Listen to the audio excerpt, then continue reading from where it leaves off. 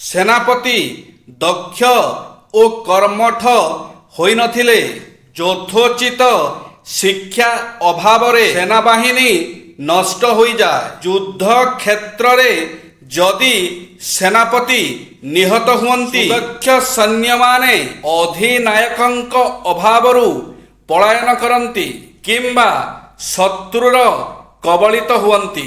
ସକାରାତ୍ମକ ବ୍ୟସ୍ତତା ହିଁ ଜୀବନର ସଞ୍ଜୀବନୀ। ଗୁଣୀ ବ୍ୟକ୍ତିକୁ ଶତ୍ରୁର ଗୁଣରୁ ବି ଆନନ୍ଦ ପ୍ରାପ୍ତ ହୋଇଥାଏ। ଆମର ସବୁ କାର୍ଯ୍ୟ, ବିଚାର ଓ ଭାବନାର ଲକ୍ଷ୍ୟ ହେଉଛି ସୁଖୀ ଓ ସନ୍ତୁଷ୍ଟ ଜୀବନ ଜୀଇବା। ଏହା ସତ୍ୟ ଯେ ସୁଖ ଓ ସନ୍ତୁଷ୍ଟି ସମୟ ସାପେକ୍ଷିକ ହୋଇଥାଏ। ପୁଣି କିଛି ତ ଏମିତି ଅଛି ଯାହା ସୁଖ ଓ ସନ୍ତୁଷ୍ଟି ଦେଉଥିବା ଦ୍ରବ୍ୟର ସୂଚୀରେ ଏକ ପ୍ରକାରର ହୋଇଥାଏ ଏବଂ ତାହା ହିଁ ସ୍ୱାସ୍ଥ୍ୟ ଏବଂ ଶ୍ରେଷ୍ଠ ଜୀବନ ଅଟେ। ଜୀବନକୁ ସ୍ୱାସ୍ଥ୍ୟ ଓ ଶ୍ରେଷ୍ଠ କରିବା ପାଇଁ ସେ ନିଜ ନିଜ ସ୍ତରରେ ପ୍ରୟାସ କରନ୍ତି। ଏହି ପ୍ରୟାସ ମଧ୍ୟରେ ନିଜକୁ ବ୍ୟସ୍ତ ରଖିବା, ନିଜ ଇଚ୍ଛା ଅନୁସାରେ ସଉକ ପୂରଣ କରିବା ବି ଥାଏ। ଏଠି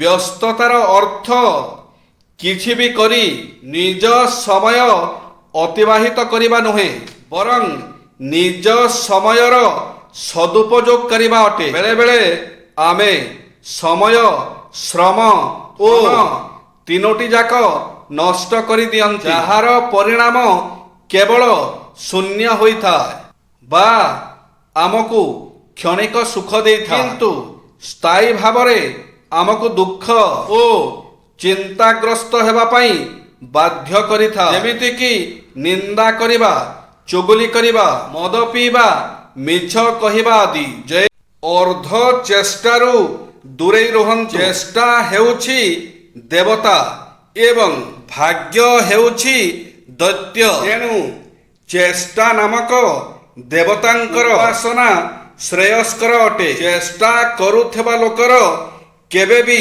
ହାର ହୁଏ ନାହିଁ। ଏହି କଥାକୁ ପିଲାଦିନୁ ଆମେ କେତେଥର ଶୁଣିଛେ। କଥାର ମର୍ମ ଏହା ଯେ ଆମକୁ ଚେଷ୍ଟା ଜାରି ରଖିବା ଦରକାର। ଏବେ ପ୍ରଶ୍ନ ଉଠୁଛି ଯେ ଆମର ଚେଷ୍ଟା କେଉଁ ସ୍ତର ପର୍ଯ୍ୟନ୍ତ କରିଛନ୍ତି? କ'ଣ ଦେଖାଇବା ଲାଗି ଚେଷ୍ଟା କରିଛନ୍ତି ନା ଏହାକୁ ନିଜ ଚେଷ୍ଟା ବୋଲି କହୁଛନ୍ତି?